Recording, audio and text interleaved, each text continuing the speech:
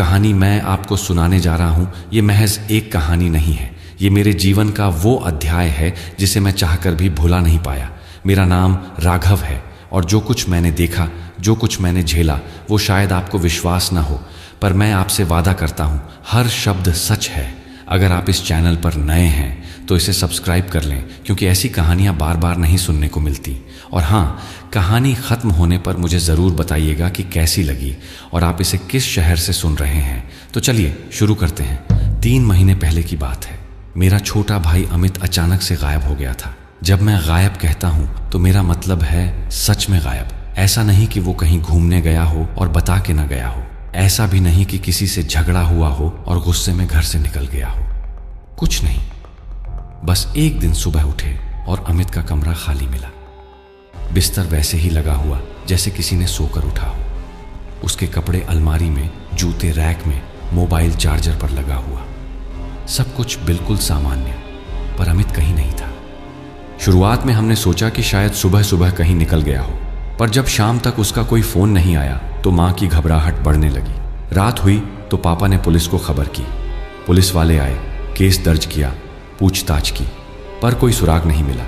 ना कोई suicide note, ना किसी से झगड़े का सबूत, ना चोरी, ना डकैती। घर में सब कुछ ठीक था, बस अमित नहीं था। पुलिस ने उसके दोस्तों से पूछा, कॉलेज में पता लगाया, उसके फ़ोन के कॉल रिकॉर्ड्स चेक किए, पर कुछ नहीं मिला। अमित जैसे हवा में घुल गया था। घर में मातम सा छा गया था। माँ रो रो कर बेहाल हो गई थी और पापा हर दिन थाने के चक्कर काट रहे थे। मैं कुछ कर नहीं पा रहा था। बस अमित के कमरे में बैठकर उसकी चीज़ों को देखता रहता था, सोचता रहता था कि आखिर हुआ क्या होगा। एक दिन मैं उसके कमरे में सफाई कर रहा था, तभी मेरी नज़र उसकी किताबों के बीच छिपी एक पुरानी डायरी पर पड़ी। वो एक मोटी चमड़े की जिल्द वाली डायरी थी जिसके पन्ने पीले पड़ चुके थे। मैंने पहले कभी उसे अमित के पास नहीं देखा था। मैंने उसे उठाया तो मेरे हाथ कांप गए। पता नहीं क्यों, पर मुझे लगा कि इस डायरी में कुछ ऐसा है जो मुझे नहीं पता होना चाहिए। मैंने धीरे से डायरी खोली। शुरू के कुछ पन्ने खाली थे, फिर अचानक बीच के पन्नों पर अमित की हैंडराइटिंग दिखी। पर वो हैंडराइटिंग वो सामान्य नहीं थी। अक्षर कांपते हुए थे, जैसे किसी ने डरते डरते लिखा हो। मैंने पढ़ना शुरू किया। 15 सितंबर। मुझे फिर से वो सपना आया, काली डूंगर का। मैं वहां खड़ा हूं और कोई मुझे पुकार रहा है। आवाज बहुत दूर से आ रही है, पर साफ सुनाई दे रही है। अमित, आजा, तेरा इंतजार है। मैं जागना चाहता हूं, पर जाग नहीं पाता। काली डूंगर, वो तो हमारे गांव से करीब 30 किलोमीटर दूर एक वीरान पहाड़ी थी। गांव के बुजुर्ग उस जगह का नाम लेने से भी डरते थे। कहते थे कि वहां कुछ अशुभ है, कुछ ऐसा जो इंसानों के लिए नहीं है। बचपन में दादाजी ने एक बार बताया था कि उस पहाड़ी पर कभी एक तांत्रिक रहता था जो काले जादू करता था। एक दिन गांव वालों ने उसे वहां से भगा दिया, पर कहते हैं कि जाते जाते उसने उस जगह को श्राप दे दिया। तब से कोई उस पहाड़ी पर नहीं जाता। मैंने आगे के पन्ने पलटे। अमित की डायरी में और भी कुछ लिखा था। 22 सितंबर। सपने अब रोज आ रहे हैं, और अब सिर्फ सपने नहीं रहे। जब मैं जागता हूं तब भी मुझे वो आवाज सुनाई देती है। खिड़की से बाहर देखता हूं तो दूर पहाड़ी की चोटी पर कुछ हिलता दिखता है, पर जब ध्यान से देखता हूं तो कुछ नहीं होता। 28 सितंबर। मैं पागल हो रहा हूं। आज कॉलेज में भी वो आवाज सुनाई दी, अमित, देर मत कर। मैंने चारों तरफ देखा, पर कोई नहीं था, बस मैं और वो आवाज। मेरे हाथ कांप रहे थे। मैं समझ नहीं पा रहा था कि अमित के साथ क्या हो रहा था। मैंने तेजी से आखिरी पन्ने पलटे और फिर मैं जो पढ़ा उससे मेरी रूह कांप गई। आखिरी पन्ने पर बड़े बड़े अक्षरों में, जैसे किसी ने बहुत जोर से पेन दबाकर लिखा हो, ये शब्द लिखे थे, अगर मैं ना लौटूं तो मुझे ढूंढने मत आना। पहाड़ी पुकारती है, मैं जाने के लिए मजबूर हूं। माफ करना भैया, माँ पापा को समझा देना। मैं लड़ने की कोशिश की, पर वो बहुत शक्तिशाली है। काली डूंगर, वो मुझे बुला रही है। मैं सन्न रह गया। डायरी मेरे हाथ से छूटकर जमीन पर गिर गई। तो ये था सच। अमित खुद वहां गया था, पर क्यों और कौन उसे बुला रहा था? मैंने फौरन पुलिस को फोन किया, उन्हें डायरी के बारे में बताया। वो आए, डायरी ले गए और कहा कि वो काली डूंगर पर सर्च ऑपरेशन चलाएंगे। पर 2 दिन बाद जब पुलिस वापस आई तो उनके चेहरे पर हार साफ दिख रही थी। उन्होंने बताया कि उन्होंने पूरी पहाड़ी छान मारी, पर अमित का कोई नामो निशान नहीं मिला। ना उसके कपड़े, ना जूते, कुछ नहीं। उस रात मैं सो नहीं पाया। अमित का चेहरा बार बार आंखों के सामने आ रहा था। उसकी हंसी, उसकी शरारतें, वो कैसे मुझे भैया कहकर बुलाता था। सब कुछ याद आ रहा था और साथ ही डायरी के वो आखिरी शब्द भी गूंज रहे थे, मुझे ढूंढने मत आना। पर मैं कैसे नहीं ढूंढता। वो मेरा भाई था, मेरा छोटा भाई, जिसे मैंने गोद में खिलाया था, जिसे मैंने साइकिल चलाना सिखाया था, जिसके साथ मैंने अनगिनत रातें बातें करते हुए बिताई थी। मैं उसे कैसे छोड़ सकता था। अगले दिन सुबह मैंने अपना फैसला सुना दिया। माँ रोने लगी, पापा ने मना किया, पर मैंने ठान लिया था, भाई जिंदा है। मैंने कहा, चाहे जो हो मैं उसे ढूंढ कर लाऊंगा। काली डूंगर जो भी है मैं वहां जाऊंगा, और अगर कोई शक्ति अमित को रोके हुए है तो मैं उससे लड़ूंगा। पापा ने मुझे समझाने की कोशिश की, बेटा पुलिस भी नहीं ढूंढ पाई, तुम अकेले क्या कर लोगे। पापा, मैंने कहा, पुलिस ने सिर्फ जमीन पर तलाशा है, पर जो शक्ति अमित को बुला रही थी वो शायद दिखती नहीं, वो महसूस होती है। और मुझे लगता है कि अमित अभी भी जिंदा है। मुझे नहीं पता कैसे, पर मुझे यकीन है। माँ ने मेरा हाथ पकड़ा, बेटा एक बेटे को खो चुकी हूं, तुम्हें भी नहीं खोना चाहती। मैंने माँ को गले लगाया। माँ, मैं वादा करता हूं मैं वापस आऊंगा और अमित को लेकर आऊंगा। उस रात मैंने अपना बैग पैक किया, टॉर्च, पानी की बोतलें, कुछ खाना, एक रस्सी और पापा की पुरानी तलवार। हाँ, मुझे पता था कि शायद वो किसी काम ना आए, पर मन को तसल्ली थी कि कम से कम कोई हथियार तो है। सुबह होते ही मैं निकल पड़ा। गांव के लोगों ने मुझे रोकने की कोशिश की। राघव, वहां मत जाओ, बूढ़े रामू काका ने कहा, वो जगह शापित है, जो भी वहां गया वापस नहीं आया। पर मैं रुका नहीं। मैं बस एक ही बात सोच रहा था, अमित को बचाना है। काली डूंगर का रास्ता लंबा और वीरान था। जैसे जैसे मैं आगे बढ़ता गया, चारों तरफ की हरियाली कम होती गई। पेड़ सूखे हुए दिखने लगे, जैसे किसी ने उनकी जान चूस ली हो। हवा में एक अजीब सी बदबू थी, जैसे कुछ सड़ रहा हो। और तभी दूर से मुझे वो दिखी काली डूंगर, काली चट्टानों से बनी, ऊंची, भयानक। उसकी छोटी बादलों में छिपी थी, और मुझे नहीं पता क्यों, पर देखते ही मेरे रोंगटे खड़े हो गए। मैंने एक गहरी सांस ली और आगे बढ़ गया। अमित, मैं आ रहा हूं, तेरा भाई आ रहा है। जब मैं काली डूंगर के पास पहुंचा तो दोपहर का वक्त था। सूरज आसमान में चमक रहा था, पर वहां अंधेरा था। हाँ, आप सही सुन रहे हैं। दोपहर में भी उस पहाड़ी के आसपास एक अजीब सा धुंधलापन था, जैसे रोशनी वहां पहुंचना ही नहीं चाहती थी। मैंने पहाड़ी की तलहटी में कदम रखा और तुरंत ही महसूस हुआ कि कुछ गड़बड़ है। हवा का मिजाज पूरी तरह बदल गया था। बाहर गर्म हवा चल रही थी, पर यहां एक ठंडी, नम हवा थी जो मेरी रीढ़ की हड्डी तक को ठंडा कर रही थी। और सबसे अजीब बात, कोई आवाज नहीं थी। मैं गंभीर हूं, बिल्कुल कोई आवाज नहीं। न पक्षियों की चहचहाहट, न कीड़ों की झनकार, न हवा के पत्तों से टकराने की आवाज। बस सन्नाटा, इतना गहरा सन्नाटा कि मेरी अपनी सांसें भी मुझे बहुत तेज सुनाई दे रही थीं। मैंने अपना बैग कसकर पकड़ा और आगे बढ़ना शुरू किया। पहाड़ी पर चढ़ाई शुरू हुई तो पत्थर भी अजीब लग रहे थे, काले, चिकने, जैसे किसी ने उन्हें घिसकर चमकाया हो। कुछ पत्थरों पर निशान थे, खरोंचे, जैसे किसी ने नाखूनों से खुरचा हो। मैंने उन निशानों को छू कर देखा और मेरे हाथों में झुरझुरी दौड़ गई। वो निशान, वो ताजे लग रहे थे। करीब आधे घंटे चढ़ने के बाद मुझे एक समतल जगह मिली। वहां कुछ पुराने टूटे फूटे पत्थर पड़े थे, जैसे कभी कोई मंदिर या इमारत रही हो। मैंने वहां थोड़ा आराम करने के लिए रुकने का सोचा, पर तभी मुझे लगा कि कोई मुझे देख रहा है। मैं जानता हूं ये सुनने में अजीब लगता है, पर आपको कभी ऐसा महसूस हुआ है जब आपको पक्का यकीन हो कि कोई आपको घूर रहा है, भले ही आप अकेले हों? वही महसूस हो रहा था। मैंने चारों तरफ देखा, कोई नहीं था, पर वो एहसास, वो खत्म नहीं हो रहा था। मैंने अपने बैग से पानी की बोतल निकाली और पीने लगा। तभी मुझे पीछे से आवाज सुनाई दी, बहुत हल्की, बहुत धीमी, सांसों जैसी फुसफुसाहट। हस हस। मैं तुरंत मुड़ा। कोई नहीं था, पर आवाज आ रही थी, जैसे कोई मेरे बिल्कुल कान के पास खड़े होकर सांस ले रहा हो।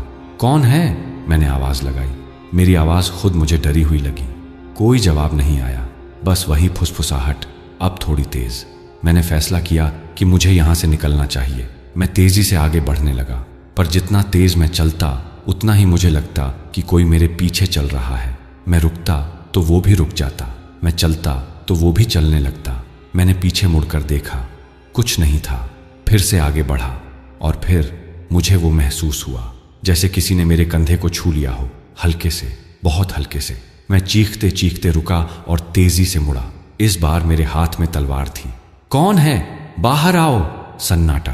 फिर दूर से एक आवाज आई, एक बूढ़ी कर्कश आवाज। ढूंढ रहे हो किसे बेटा? मेरी सांस अटक गई। सामने करीब 20 कदम दूर एक बूढ़ा खड़ा था। पर वो वहां कैसे आया? अभी तो कोई नहीं था, और इतने सन्नाटे में, इतनी चट्टानी जमीन पर मुझे उसके आने की आवाज कैसे नहीं सुनाई दी? बूढ़ा लंबा था, बहुत लंबा, करीब 7 फुट से भी ज्यादा। उसने एक काला चोगा पहना हुआ था जो जमीन तक लटक रहा था। उसके बाल सफेद और बिखरे हुए थे, पर सबसे डरावनी चीज उसकी आंखें थीं। वो आंखें, वो चमक रही थीं, पीली रोशनी से, जैसे किसी जानवर की आंखें अंधेरे में चमकती हैं। कौन हो तुम? मैंने पूछा। मेरी आवाज कांप रही थी। बूढ़ा धीरे धीरे मेरी तरफ बढ़ने लगा। उसकी चाल अजीब थी। वो चल नहीं रहा था, बल्कि तैर रहा था। हाँ, जैसे उसके पैर जमीन को छू ही नहीं रहे हों। मैं? उसने कहा और मुस्कुराया। उसकी मुस्कान, भगवान, वो मुस्कान मैं कभी नहीं भूल पाऊंगा। उसके दांत काले थे और उसके होंठों पर एक अजीब सा लाल निशान था। मैं तो यहाँ का रखवाला हूँ बेटा। रखवाला? मैंने पूछा, तलवार को और कसकर पकड़ते हुए। किस चीज का? बूढ़ा और पास आ गया। अब वो मुझसे सिर्फ 10 कदम दूर था।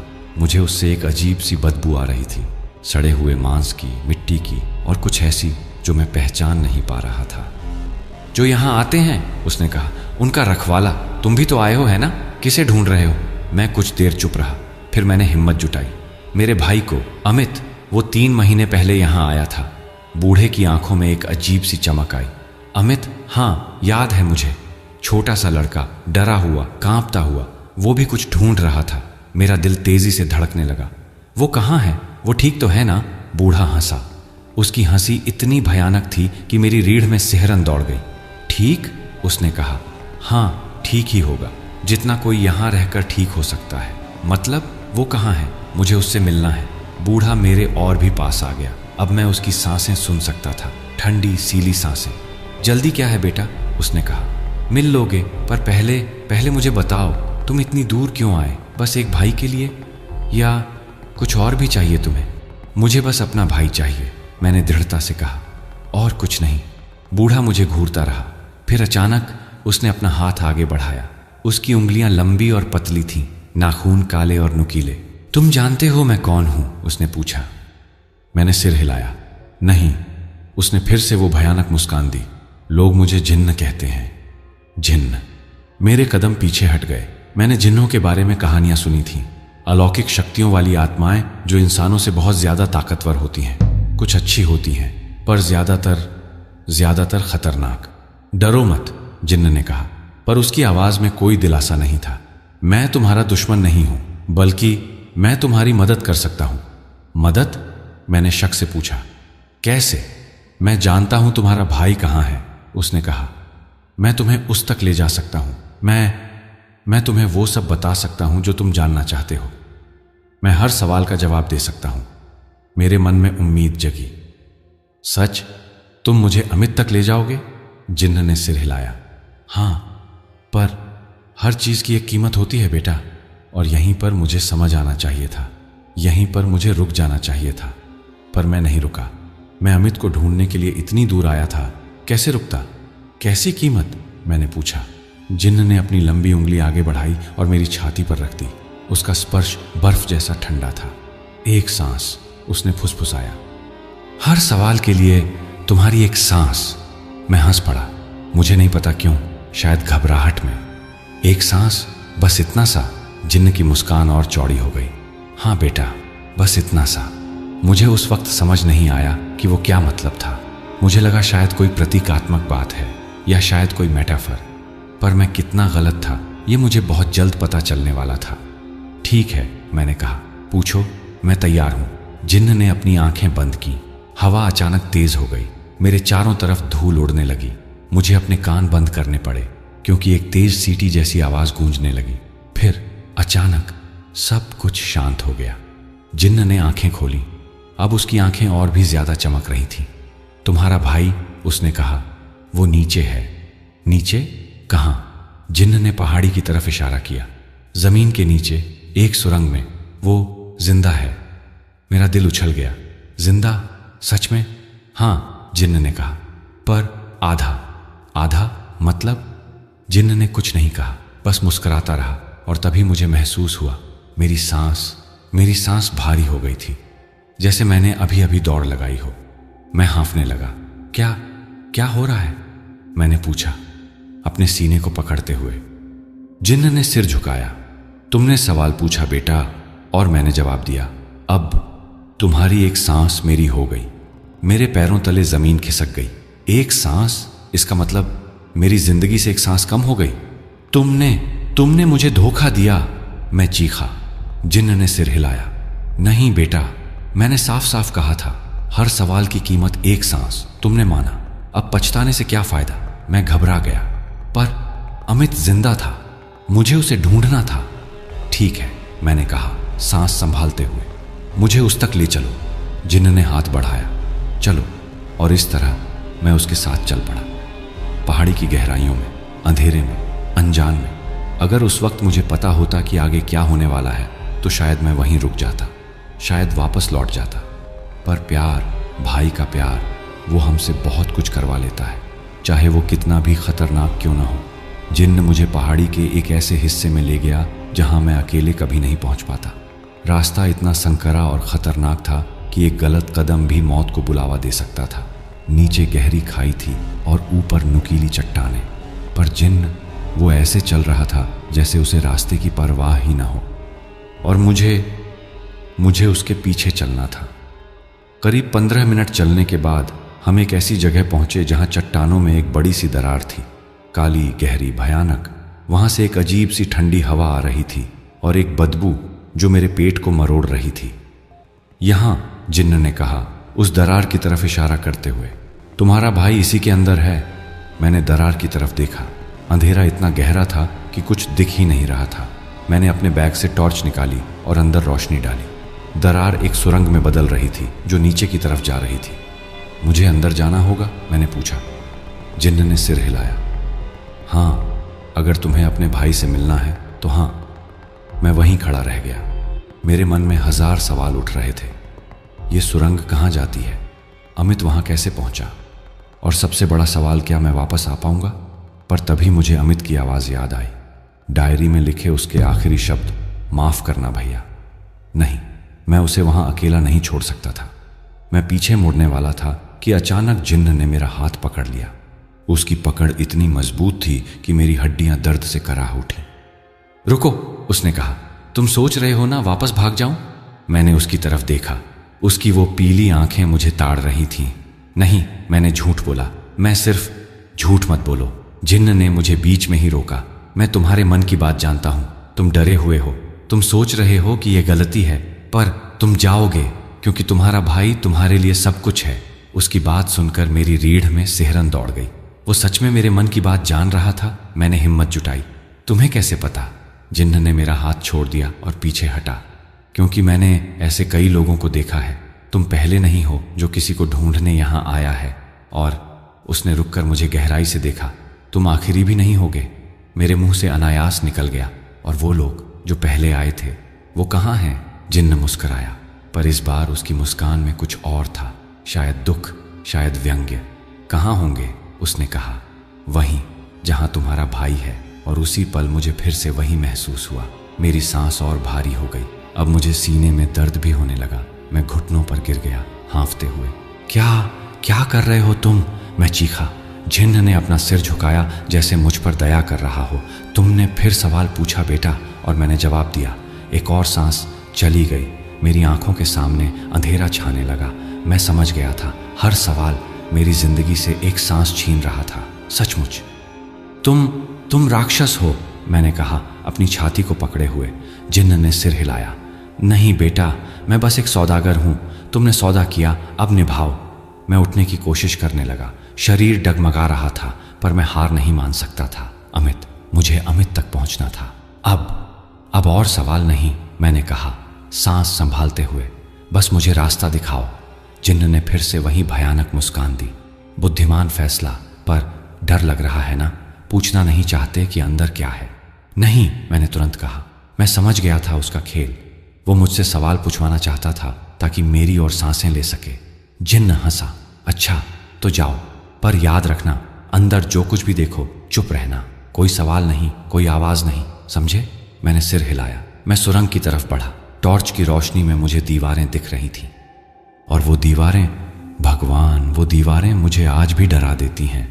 दीवारों पर हाथों के निशान थे, दर्जनों, शायद सैकड़ों, लाल रंग के, जैसे किसी ने खून से बनाए हों। और वो निशान वो नीचे की तरफ जा रहे थे, जैसे लोग घिसटते हुए अंदर गए हों। कुछ निशान इतने गहरे थे कि जैसे किसी ने पत्थर में नाखून घुसेड़ दिए हों, और सबसे डरावनी बात, वो निशान ताज़े लग रहे थे। मैं आगे बढ़ता गया। सुरंग संकरी होती जा रही थी। अब मुझे झुककर चलना पड़ रहा था। हवा और भी ठंडी हो गई थी, और बदबू, वो सड़न की बदबू इतनी तेज हो गई थी कि मुझे उल्टी आने लगी। तभी मुझे आवाज़ सुनाई दी, भैया। मेरे कदम रुक गए। ये आवाज़, ये अमित की आवाज़ थी। भैया मत आना। आवाज़ कमज़ोर थी, दर्द से भरी हुई, पर वो अमित की ही आवाज़ थी। मैं दौड़ने लगा, सुरंग में, अंधेरे में, बिना सोचे समझे। अमित, मैं चीखा, मैं आ रहा हूं। पर तभी मेरे पीछे से जिन्न की आवाज़ गूंजी, तुमने सवाल पूछ लिया बेटा। मैं रुक गया। नहीं, मैंने तो कुछ नहीं पूछा। तुमने पुकारा उसे, जिन्न की आवाज़ आई। ये भी एक सवाल है, क्या वो सुन रहा है? और फिर से वही महसूस हुआ, सांस और भारी सीने में और दर्द। अब मैं दीवार का सहारा लेकर खड़ा रहा। चक्कर आने लगे थे। 3 सांसें इतनी जल्दी चली गईं। मैंने अपने आप से वादा किया, अब कोई सवाल नहीं, चाहे कुछ भी हो, कोई सवाल नहीं। मैं फिर से आगे बढ़ा। अब सुरंग खत्म हो रही थी। आगे एक बड़ी सी गुफा दिख रही थी।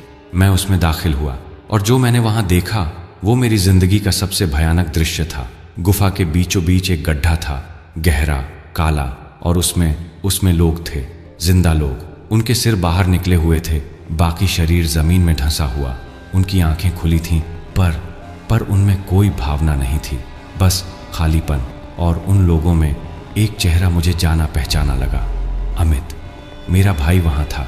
उसका चेहरा पीला पड़ गया था, होंठ सूखे हुए, आंखें ढंसी हुई, पर वो जिंदा था। उसकी छाती हिल रही थी। अमित! मैं उसकी तरफ दौड़ा, पर अचानक जिन्न मेरे सामने आ गया। रुको, उसने कहा, पास मत जाओ। क्यों? मैं चीखा। वो मेरा भाई है, मुझे उसे बाहर निकालना है। जिन्न ने मुझे रोक दिया। तुम नहीं निकाल सकते, वो यहां अटका हुआ है। कैसे अटका है? मैं रोने लगा। जिन्न ने मेरी तरफ देखा। तुमने फिर सवाल पूछा। मेरा दिल बैठ गया। नहीं, फिर से नहीं, पर इस बार कुछ और हुआ। मेरी सांस तो भारी हुई ही, पर साथ ही मुझे लगा जैसे कोई मेरी छाती में हाथ घुसेड़कर दिल को निचोड़ रहा हो। मैं जमीन पर गिर गया, तड़पने लगा। दर्द, इतना दर्द कि मैं चीख भी नहीं पाया। जिन्न मेरे पास आया और झुका। 4 सांसें, उसने फुसफुसाया। बहुत जल्दी हो रही है ना? पर तुम्हारी गलती है बेटा, मैंने तो शुरू में ही कहा था। मैं कुछ कह नहीं पाया, बस अमित को देखता रहा। मेरा भाई, इतने करीब फिर भी इतना दूर। अमित ने भी मुझे देखा। उसकी आंखों में एक पल के लिए पहचान आई, और फिर आंसू। उसकी आंखों से आंसू बहने लगे। उसने होंठ हिलाए। आवाज नहीं निकली, पर मैं पढ़ सका उसके होंठों पर, भाग जा भैया, भाग जा। पर मैं कैसे भागता? मैं उसे छोड़कर कैसे जाता? जिन्न खड़ा हो गया। अब तुम्हारे पास 2 रास्ते हैं बेटा, या तो तुम वापस चले जाओ अपनी बची हुई सांसों के साथ, या फिर, उसने गड्ढे की तरफ इशारा किया, या फिर तुम भी उसके साथ हो जाओ। मेरी सांस अटक गई। मेरा दिमाग तेजी से सोचने लगा, क्या करूं? अमित को छोड़ दूं? नहीं, ये मुमकिन नहीं। पर अगर मैं यहीं रुक गया तो तभी मुझे एक विचार आया, एक आखिरी उम्मीद। मैंने जिन्न की तरफ देखा। अगर मैं और सवाल न पूछूं तो क्या तुम मुझे जाने दोगे? जिन्न ने सिर झुकाया। हाँ, पर तुम जा नहीं पाओगे, क्योंकि तुम अपने भाई को यहां नहीं छोड़ सकते, और अगर तुम उसे बचाने की कोशिश करोगे तो तुम्हें सवाल पूछने ही होंगे। वो सही कह रहा था। ये एक जाल था, एक ऐसा जाल जिससे निकलने का कोई रास्ता नहीं था। तुम राक्षस हो, मैंने फिर कहा, अब आंसू बहाते हुए। एक शैतान, जिन्न ने मुस्कुराकर कहा। नहीं बेटा, मैं तो बस तुम्हारी परीक्षा ले रहा हूं। और तभी उसने कुछ ऐसा कहा जो मेरी रूह तक हिला गया। देखते हैं तुम्हारा प्यार ज्यादा मजबूत है या तुम्हारी सांसें। मैं वहीं जमीन पर बैठा रहा, अपनी सांसों को संभालने की कोशिश करता हुआ। हर सांस अब एक संघर्ष बन गई थी।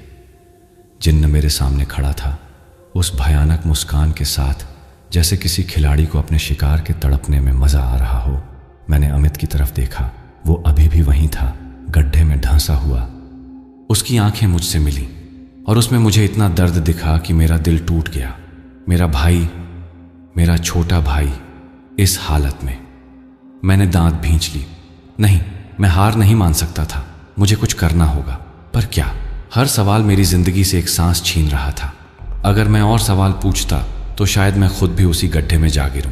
तभी मुझे याद आया, जिन्न ने कहा था कि वो हर सवाल का जवाब देता है। हर सवाल का। तो क्या मैं ऐसा सवाल पूछ सकता हूं जो मेरी मदद करे? मैंने गहरी सांस ली। ये जोखिम था, पर मेरे पास और कोई चारा नहीं था।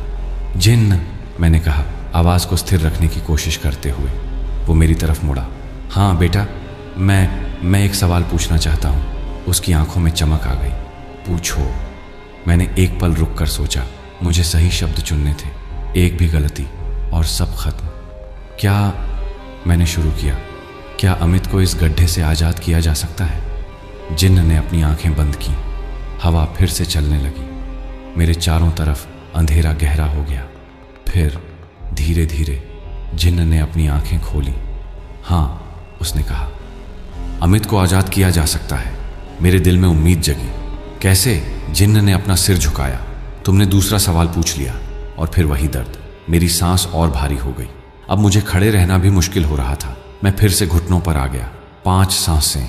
अब मुझे लग रहा था जैसे मेरी जिंदगी धीरे धीरे खत्म हो रही है। रुको, जिन्न ने कहा, अपना हाथ आगे बढ़ाते हुए। तुमने सवाल पूछा तो जवाब भी सुनो। मैंने उसकी तरफ देखा, सांस लेने के लिए संघर्ष करते हुए। जिन्न ने कहा, अमित को तभी आजाद किया जा सकता है जब कोई और उसकी जगह ले ले। मेरे कान खड़े हो गए। मतलब, जिन्न ने समझाया, इस गड्ढे को एक आत्मा चाहिए। ये एक कर्ज है जो सदियों से चल रहा है। जो भी यहाँ आता है वो यहाँ से तभी जा सकता है जब कोई और उसकी जगह ले। मेरे दिमाग में बिजली सी कौंधी। तो ये था रहस्य। अमित यहाँ इसलिए फंसा था क्योंकि किसी और की जगह वो आया था। अमित, मैंने कहा, अमित यहाँ किसकी जगह आया था? जिन्न ने मुस्कुराकर कहा, फिर एक सवाल। तुम सीखते नहीं बेटा। छठी सांस। अब मेरी आंखों के सामने सब कुछ धुंधला होने लगा। मैं लड़खड़ाकर जमीन पर गिर गया। जिन्न मेरे पास आया। तुम मरने वाले हो बेटा, ज्यादा सांसें बची नहीं हैं तुम्हारी। पर मैं दयालु हूं, मैं तुम्हें आखिरी जवाब दे देता हूं, बिना कोई सांस लिए। उसने झुककर मेरे कान में फुसफुसाया। अमित यहां एक लड़की की जगह आया था। वो लड़की पहाड़ी पर भटक रही थी।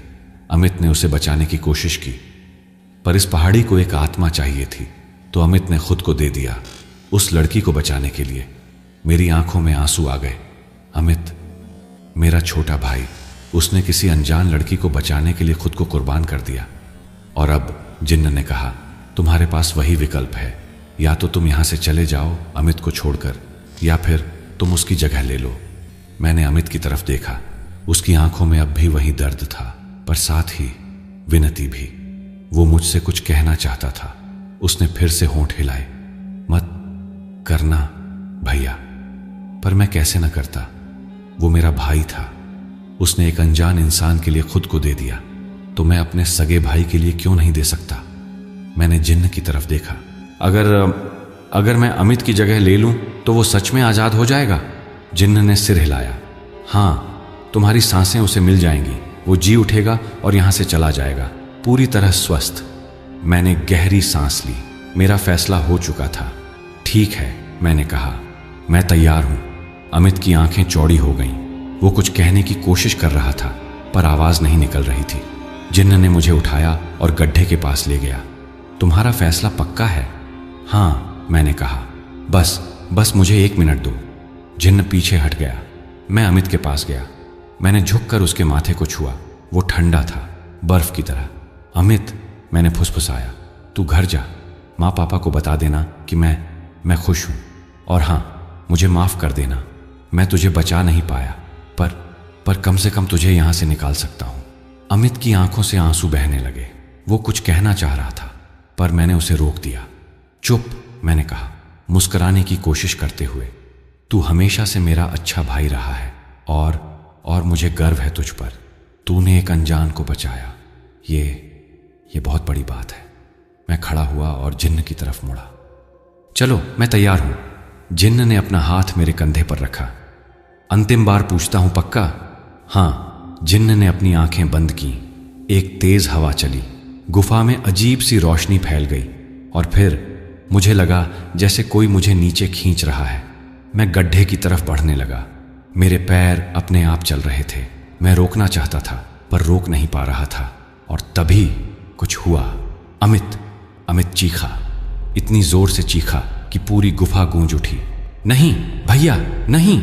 और अचानक गड्ढे में से एक चमक निकली, इतनी तेज कि मुझे आंखें बंद करनी पड़ी। जब मैंने आंखें खोली तो देखा अमित गड्ढे से बाहर आ रहा था। उसका शरीर धीरे धीरे ऊपर उठ रहा था। ये क्या हो रहा है? मैंने जिन्न से पूछा। पर जिन्न का चेहरा बदल गया था। वो अब गुस्से में लग रहा था। नहीं, जिन्न चीखा, ये नहीं हो सकता। अमित पूरी तरह बाहर आ गया। वो जमीन पर गिरा, हांफता हुआ, पर वो जिंदा था, पूरी तरह जिंदा। कैसे? मैंने पूछा। मैंने अभी उसकी जगह नहीं ली। जिन्न ने मुझे घूरा। तुमने सवाल पूछा, 7वां सवाल। मेरी सांस फिर से अटकी। मैंने 7 सवाल पूछ लिए थे, पर इस बार कुछ अलग हुआ। मेरी सांस भारी होने की बजाय हल्की हो गई, जैसे किसी बोझ ने मुझे छोड़ दिया हो। जिन्न चिल्लाया, नहीं, ये नियम के खिलाफ है। तुम दोनों यहां से नहीं जा सकते। पर हम जा रहे थे। गुफा में एक रास्ता खुल गया था, रोशनी से भरा हुआ। अमित ने मेरा हाथ पकड़ा। भैया चलो। हम दोनों दौड़े। जिन्न हमारे पीछे चीख रहा था, पर हम नहीं रुके। और तभी मुझे समझ आया, जिन्न ने कहा था हर सवाल की कीमत 1 सांस। पर मैंने 7 सवाल पूछे थे और 7वां सवाल वो किसी और के बारे में नहीं था। 7वां सवाल मैंने खुद के बारे में नहीं बल्कि स्थिति के बारे में पूछा था। और शायद वही हमें बचा गया। हम रोशनी की तरफ दौड़ते रहे। पीछे जिन्न की चीख गूंज रही थी, पर हम नहीं रुके। और फिर हम बाहर थे, पहाड़ी पर, खुली हवा में। मैंने पीछे मुड़कर देखा। वो दरार बंद हो रही थी और उसके अंदर से जिन्न की एक आखिरी चीख आई, ये खत्म नहीं हुआ, मैं तुम्हें छोड़ूंगा नहीं। पर दरार पूरी तरह बंद हो गई। सन्नाटा छा गया। मैं और अमित वहीं जमीन पर गिर पड़े, सांस लेने की कोशिश करते हुए। हम बच गए थे, सच में बच गए थे। पर क्या सच में खत्म हो गया था? जिन्न की वो आखिरी चीख वो मेरे कानों में गूंज रही थी और मुझे एहसास हुआ शायद ये सिर्फ शुरुआत थी। हम दोनों वहीं बैठे रहे कुछ देर तक। सांसें धीरे धीरे सामान्य हो रही थीं। सूरज अभी भी आसमान में था, पर पहाड़ी का वो अंधेरा वो अब भी मेरे दिल में था। अमित मेरे बगल में बैठा था, कांप रहा था। उसके कपड़े फटे हुए थे, चेहरा मिट्टी से सना हुआ, पर वो जिंदा था। यही काफी था। भैया, अमित ने आखिरकार कहा। उसकी आवाज़ कमज़ोर थी। आप यहाँ क्यों आए? मैंने डायरी में लिखा था ना, मत आना। मैंने उसे गले लगा लिया। तू मेरा भाई है, मैं तुझे कैसे छोड़ सकता था? अमित रोने लगा। इतने दिनों का दर्द, डर, अकेलापन सब बाहर आ रहा था। मैं भी रोक नहीं पाया। हम दोनों वहीं बैठे रोते रहे, एक दूसरे को पकड़े हुए। कुछ देर बाद जब हम थोड़ा संभले तो मैंने अमित से पूछा, तू ठीक तो है ना? कहीं चोट तो नहीं लगी? अमित ने सिर हिलाया।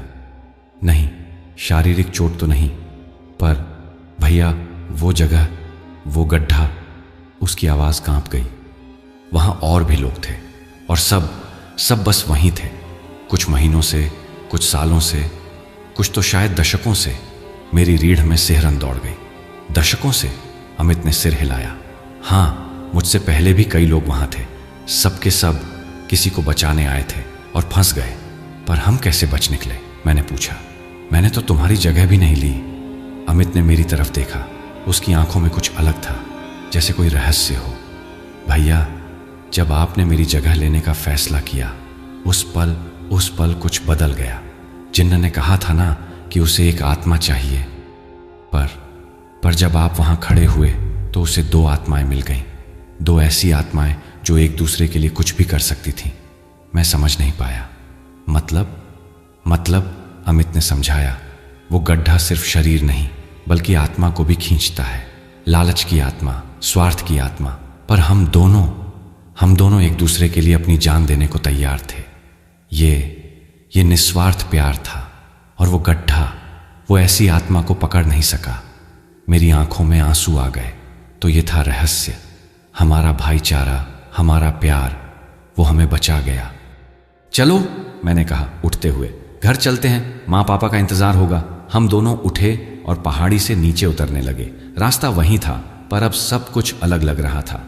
हवा हल्की थी, पक्षियों की आवाजें आ रही थीं, जैसे पहाड़ी का श्राप टूट गया हो। पर तभी अचानक अमित रुक गया।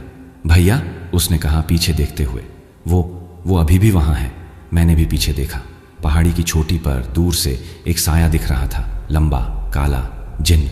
वो हमें देख रहा था, हिल नहीं रहा था, बस देख रहा था। चलो, मैंने अमित का हाथ पकड़ा, जल्दी चलो।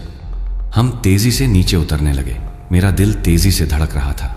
मुझे लग रहा था कि वो किसी भी पल हम पर हमला कर सकता है, पर कुछ नहीं हुआ।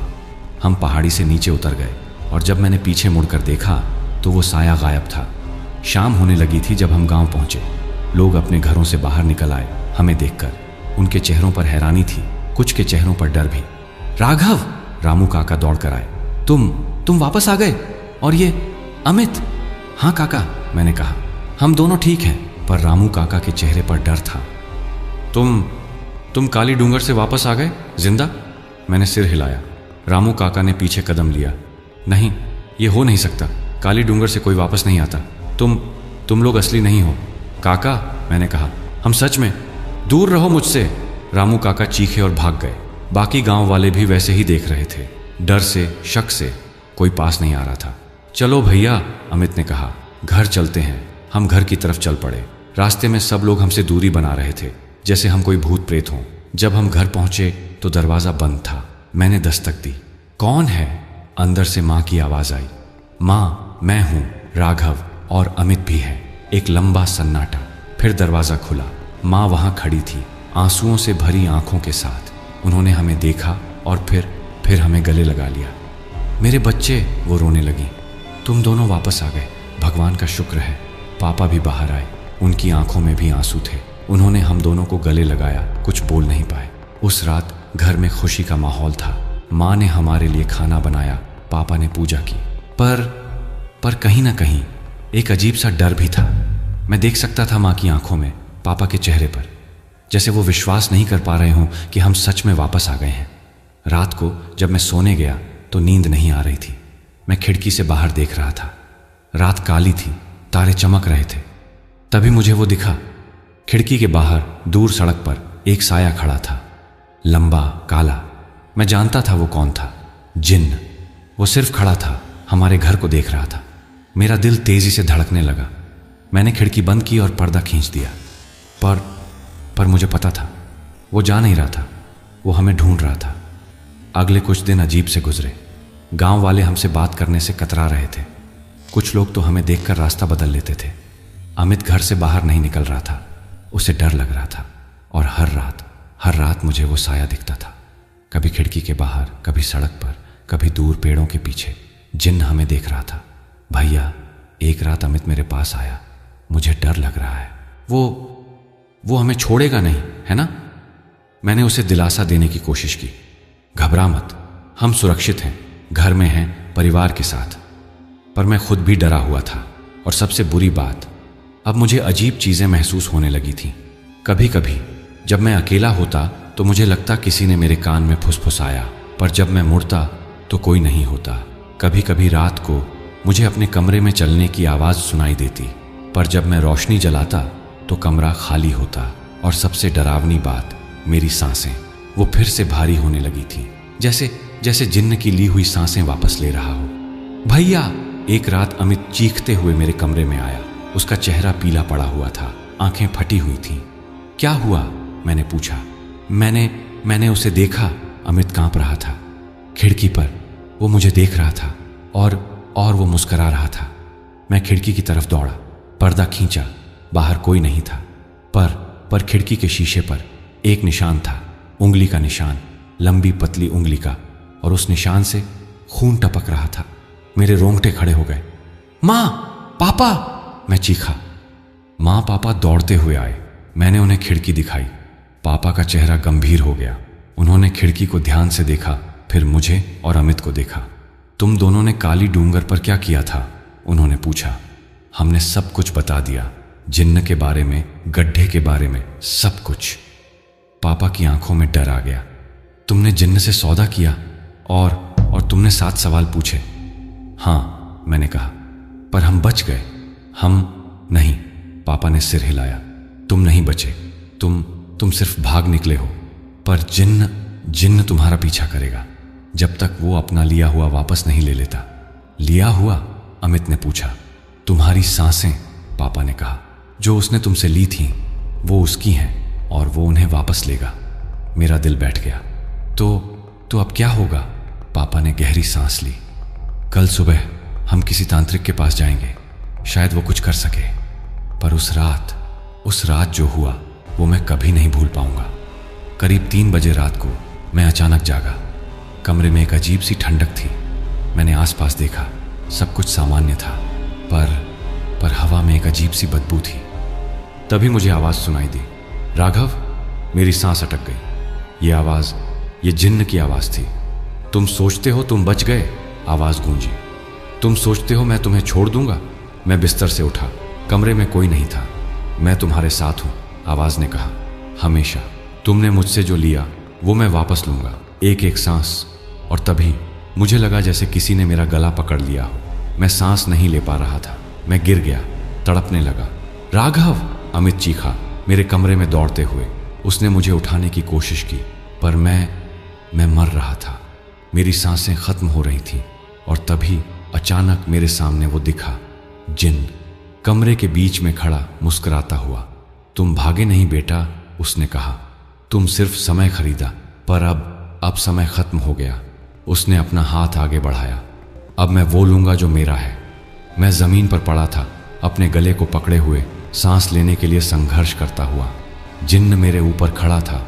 उसकी वो पीली आंखें अब और भी ज्यादा चमक रही थीं। अमित मेरे बगल में था, रो रहा था, मुझे हिला रहा था। भैया उठो, प्लीज उठो। पर मैं उठ नहीं पा रहा था। मेरे फेफड़े जैसे सिकुड़ रहे थे। हर सांस एक लड़ाई थी। जिन्न ने अपना हाथ मेरी छाती पर रखा। उसका स्पर्श बर्फ जैसा ठंडा था, जैसे मौत का स्पर्श हो। 7 सांसें, उसने कहा। तुमने मुझसे 7 सांसें ली, अब मैं वो वापस ले रहा हूं, एक एक करके। मैं चीखना चाहता था, पर आवाज नहीं निकल रही थी। मेरी आंखों के सामने अंधेरा छाने लगा। तभी अचानक कमरे का दरवाजा खुला। पापा अंदर आए और उनके हाथ में एक पुराना त्रिशूल था। रुक जा, पापा चीखे। जिन्न ने पापा की तरफ देखा। तुम कौन हो मुझे रोकने वाले? पापा ने त्रिशूल आगे किया। मैंने देखा कि त्रिशूल पर कुछ प्रतीक बने हुए थे जो चमक रहे थे। मैं इस परिवार का मुखिया हूं, पापा ने कहा। आवाज में दृढ़ता थी। और ये मेरा घर है, तुम्हारा यहां कोई अधिकार नहीं। जिन्न हंसा। अधिकार? मैंने इस लड़के से सौदा किया है। उसने मुझसे 7 सवाल पूछे, मैंने 7 जवाब दिए। अब उसकी 7 सांसें मेरी हैं। पर सौदा अधूरा था। एक नई आवाज आई। मैंने मुड़कर देखा। दरवाजे पर एक बूढ़ा आदमी खड़ा था। सफेद कपड़े, माथे पर तिलक, हाथ में रुद्राक्ष की माला। उनकी आंखों में एक अजीब सी शांति थी, पर साथ ही शक्ति भी। गुरुजी, पापा ने कहा, आप आ गए, शुक्र है। गुरुजी कमरे में आए। जिन्न ने पीछे हटने की कोशिश की, पर गुरुजी ने अपना हाथ उठाया। ओम नमः शिवाय, उन्होंने मंत्र पढ़ा। जिन्न चीखा, जैसे मंत्र उसे जला रहा हो। तुम इंसानों की दुनिया में आए हो, गुरुजी ने कहा, तो इंसानों के नियम मानने होंगे। तुमने इस लड़के से सौदा किया, पर तुमने धोखा भी दिया। तुमने उसे साफ नहीं बताया कि एक सांस का मतलब क्या है। जिन्न का चेहरा गुस्से से लाल हो गया। मैंने कोई धोखा नहीं दिया। तुमने उसे नहीं बताया कि तुम उसकी जिंदगी से सांसें छीन रहे हो। गुरुजी ने बीच में रोका। तुमने उसे सिर्फ इतना बताया कि हर सवाल की कीमत एक सांस है, पर यह नहीं बताया कि वो सांसें उसकी जीवन शक्ति है। जिन्न चुप हो गया। तो गुरुजी ने कहा, तुम्हारा सौदा अधूरा है, तुम्हें ये सांसें वापस करनी होंगी। जिन्न ने अपने दांत पीसे। कभी नहीं, ये सांसें मेरी हैं, मैंने इन्हें ईमानदारी से लिया है। गुरुजी ने मुस्कुराया। ठीक है, तो फिर हम एक और सौदा करते हैं। कैसा सौदा? जिन्न ने शक से पूछा। तुम इस लड़के की सांसें रख सकते हो, गुरुजी ने कहा, पर तुम्हें एक शर्त माननी होगी। तुम्हें इस लड़के को एक मौका देना होगा, एक आखिरी मौका अपनी सांसें वापस पाने का। जिन्न सोचने लगा। फिर उसने पूछा, कैसा मौका? एक सवाल, गुरुजी ने कहा। तुम इस लड़के से एक सवाल पूछोगे, अगर वो सही जवाब दे दिया तो तुम उसकी सारी सांसें वापस कर दोगे, पर अगर वो गलत जवाब दिया तो तुम उसकी जान ले सकते हो। मेरा दिल तेजी से धड़कने लगा। ये क्या हो रहा था? गुरुजी मेरी जान को दांव पर लगा रहे थे। जिन्न ने मुस्कुराकर कहा, मंजूर है, पर सवाल मैं पूछूंगा और वो इतना मुश्किल होगा कि ये लड़का कभी जवाब नहीं दे पाएगा। ठीक है, गुरुजी ने कहा। फिर उन्होंने मेरी तरफ देखा। राघव, तुम तैयार हो? मैं उठने की कोशिश करने लगा। अमित ने मेरी मदद की। मेरी सांसें अभी भी भारी थीं, पर कम से कम मैं सांस तो ले पा रहा था। हाँ, मैंने कहा अपनी आवाज़ को स्थिर रखते हुए, मैं तैयार हूँ। जिन्न ने अपनी आंखें बंद की। कमरे में हवा चलने लगी। मोमबत्तियां जो माँ ने पूजा के लिए जलाई थीं बुझने लगी। अंधेरा छाने लगा। फिर जिन्न ने अपनी आंखें खोली और मुझे देखा। मेरा सवाल सुनो, उसने कहा, और ध्यान से सुनो, क्योंकि तुम्हें सिर्फ एक मौका मिलेगा। मैंने सिर हिलाया। जिन्न ने गहरी सांस ली, फिर बोला, बताओ मुझे काली डूंगर का असली रहस्य क्या है? वो गड्ढा क्यों है? वो किसकी सांसें लेता है और क्यों? मेरा दिमाग खाली हो गया। मैं नहीं जानता था। मुझे बस इतना पता था कि वहाँ एक गड्ढा है और लोग उसमें फंस जाते हैं, पर असली रहस्य वो क्या था? मैंने गुरुजी की तरफ देखा। वो चुप थे, बस मुझे देख रहे थे। कोई संकेत नहीं, कोई मदद नहीं। समय कम है, जिन्न ने कहा, जवाब दो। मैंने अपनी आंखें बंद की, सोचने की कोशिश की। काली डूंगर, वो गड्ढा, लोग जो वहां फंसे थे, अमित जो बताया था, जिन्न ने जो कहा था। और तभी अचानक मुझे याद आया, जब हम गड्ढे के पास थे तो अमित ने कुछ कहा था। उसने कहा था कि गड्ढा स्वार्थ की आत्माओं को खींचता है, पर निस्वार्थ प्यार को नहीं। तो क्या ये रहस्य था? मैंने अपनी आंखें खोली और जिन्न को देखा। काली डूंगर का गड्ढा, मैंने कहा अपनी आवाज़ को दृढ़ रखते हुए, वो एक परीक्षा है। एक ऐसी परीक्षा जो इंसानों के दिल को जांचती है। जो लोग स्वार्थ से, लालच से या अपने फायदे के लिए वहां जाते हैं वो फंस जाते हैं, पर जो लोग किसी और के लिए, बिना किसी स्वार्थ के, सच्चे प्यार से वहां जाते हैं वो बच जाते हैं। क्योंकि वो गड्ढा सिर्फ अंधेरे दिलों को पकड़ता है, रोशनी वाले दिलों को नहीं। कमरे में सन्नाटा छा गया। जिन्न मुझे घूरता रहा। उसके चेहरे पर कोई भाव नहीं था। फिर धीरे धीरे उसने सिर हिलाया। सही जवाब, उसने फुसफुसाया। मैं विश्वास नहीं कर पा रहा था। सच में? जिन्न ने एक लंबी सांस ली। हाँ, तुमने सही कहा। काली डूंगर एक परीक्षा है। सदियों पहले एक संत ने वो जगह बनाई थी इंसानों के दिल को जांचने के लिए, पर समय के साथ वो जगह बिगड़ गई और मैं उसका रखवाला बन गया। एक ऐसा रखवाला जो भटक गया। जिन्न का चेहरा बदलने लगा। अब उसमें गुस्सा नहीं था, बल्कि दुख था। मैं भी कभी इंसान था, उसने कहा। बहुत समय पहले मैं भी उस गड्ढे में गया था और मैं फंस गया, क्योंकि मैं स्वार्थ से गया था, अपनी शक्ति बढ़ाने के लिए। और तब से मैं यहीं हूं, न जिंदा न मरा, बस यहीं। मेरी आंखों में आंसू आ गए। तो तुम भी एक शिकार हो? जिन्न ने सिर हिलाया। हाँ, और तुमने मुझे आज याद दिलाया कि मैं कौन था। तुमने और तुम्हारे भाई ने, तुम दोनों ने दिखाया कि असली प्यार क्या होता है, और इसीलिए तुम बच गए। उसने अपना हाथ मेरी छाती पर रखा, पर इस बार उसका स्पर्श ठंडा नहीं था, बल्कि गर्म था। मैं तुम्हारी सांसें वापस करता हूं, उसने कहा। सातों, और मैं तुमसे माफी मांगता हूं। मुझे अचानक महसूस हुआ जैसे मेरे फेफड़ों में ताज़ी हवा भर गई हो। मेरी सांसें सामान्य हो गईं, सीने का दर्द गायब हो गया। तुम आज़ाद हो, गुरुजी ने जिन्न से कहा। तुमने सच बताया, अपने दिल की बात कही। अब तुम भी आज़ाद हो सकते हो। जिन्न ने गुरुजी की तरफ देखा। सच में? मैं इतने साल बाद आज़ाद हो सकता हूँ? गुरुजी ने सिर हिलाया। हाँ, पर तुम्हें वापस जाना होगा काली डूंगर पर, और तुम्हें उस गड्ढे को बंद करना होगा हमेशा के लिए, ताकि कोई और न फंसे। जिन्न ने मेरी तरफ देखा। तुम मेरे साथ चलोगे? मैं चौंक गया। मैं? क्यों? क्योंकि जिन्न ने कहा, तुम वो हो जिसने मुझे सच्चाई दिखाई। तुम वो हो जिसकी वजह से मैं आज़ाद हो रहा हूं। मुझे तुम्हारी मदद चाहिए। आखिरी बार मैंने अमित की तरफ देखा, फिर माँ पापा की तरफ। वो सब डरे हुए थे। बेटा, पापा ने कहा, तुम्हें नहीं जाना चाहिए। मैं जाऊंगा, मैंने कहा। अगर इससे और लोग बच सकते हैं तो मैं जाऊंगा।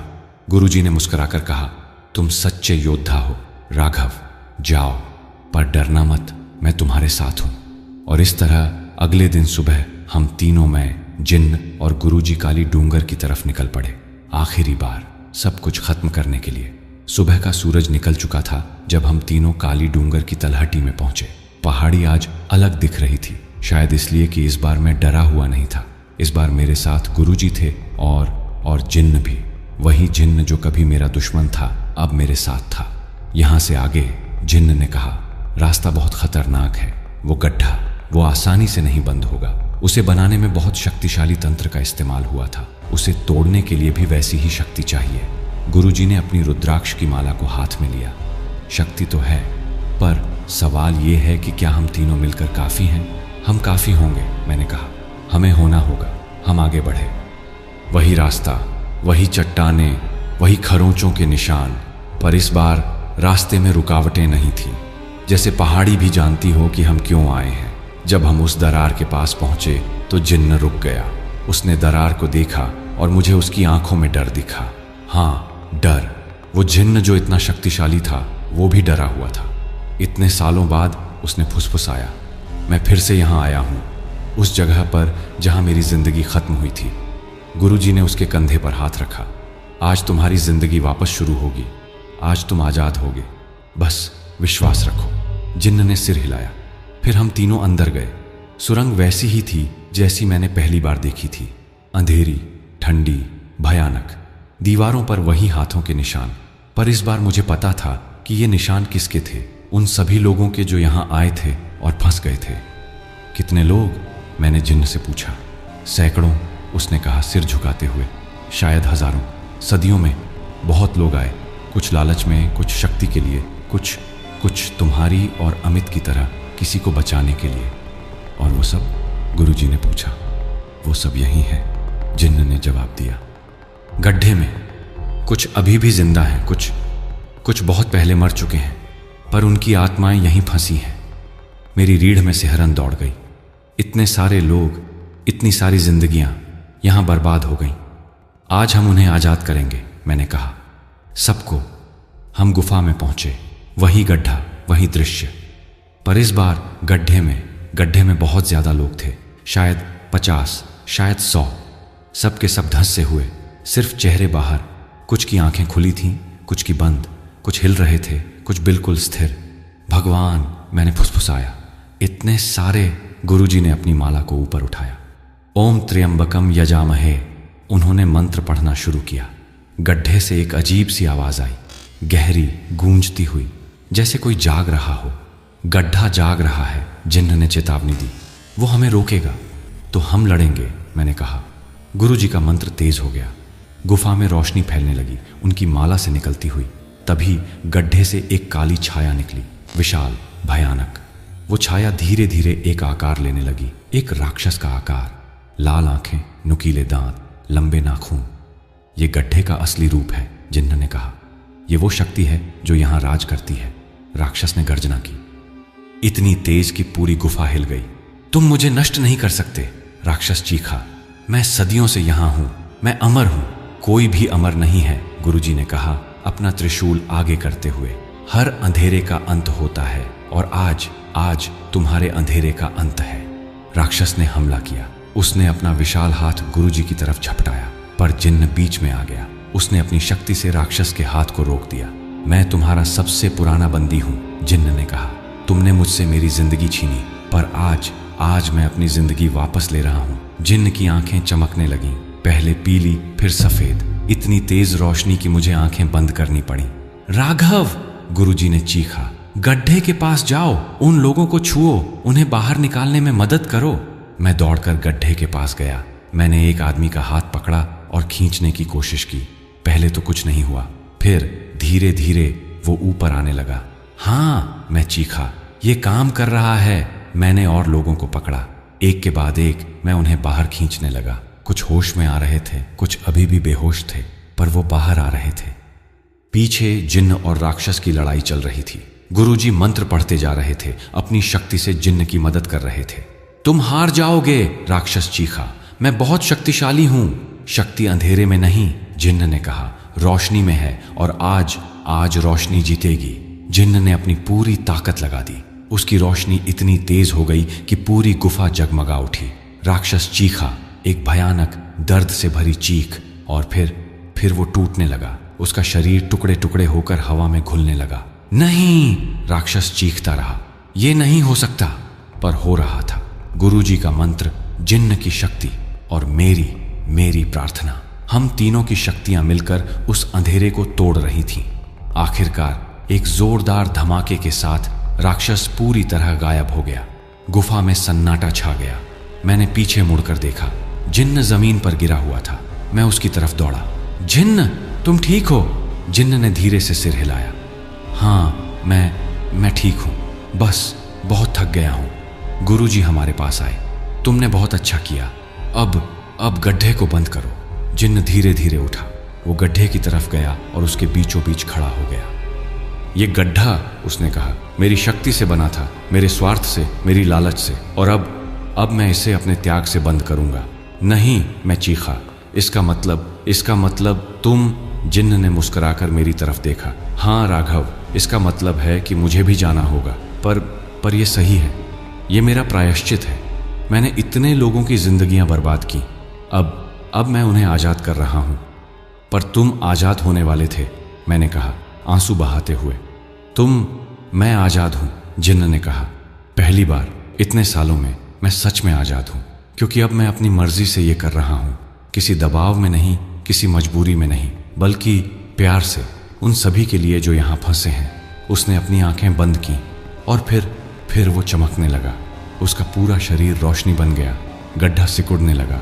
धीरे धीरे वो छोटा होता गया और जिन्न उसके साथ घुलता गया। धन्यवाद राघव, उसकी आवाज गूंजी। तुमने मुझे इंसान होना फिर से सिखाया। तुमने मुझे प्यार करना सिखाया। और फिर एक आखिरी चमक के साथ जिन्न गायब हो गया। गड्ढा भी पूरी तरह बंद हो गया। अब वहां सिर्फ सादी जमीन थी। मैं वहीं बैठ गया, रोते हुए।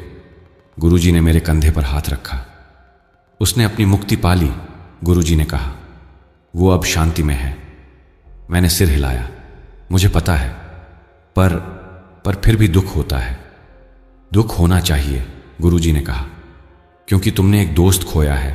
पर खुश भी होना चाहिए, क्योंकि उसने अपना उद्देश्य पूरा कर लिया। हम गुफा से बाहर आए। बाहर वो सभी लोग खड़े थे जिन्हें मैंने बचाया था। करीब 50 लोग, सब के सब भ्रमित, डरे हुए, पर जिंदा। ये सब लोग, मैंने गुरुजी से पूछा, इन्हें क्या होगा? इन्हें घर जाना होगा, गुरुजी ने कहा, अपने परिवारों के पास। कुछ तो दशकों बाद वापस जा रहे हैं। उनके परिवार शायद अब ना हो, पर उन्हें एक नई शुरुआत मिलेगी। 3 महीने बाद मैं और अमित घर की छत पर बैठे थे, चाय पी रहे थे। सूरज डूब रहा था। आसमान नारंगी और गुलाबी रंग का हो गया था। भैया, अमित ने कहा, कभी कभी मुझे लगता है कि ये सब एक सपना था। मैंने मुस्कुराकर कहा, मुझे भी। पर यह सच था और हमने सीखा बहुत कुछ। क्या? अमित ने पूछा। मैंने कहा कि प्यार सबसे बड़ी ताकत है। हम बचे क्योंकि हम एक दूसरे से प्यार करते थे।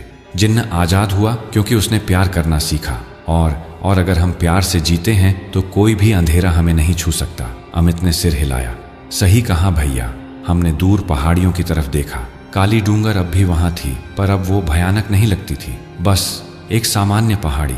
और मुझे पता था वहां अब कोई गड्ढा नहीं था, कोई राक्षस नहीं था, कोई जिन्न नहीं था, बस शांति थी। तो दोस्तों, ये थी मेरी कहानी, काली डूंगर की कहानी, जिन्न की कहानी और भाईचारे की कहानी।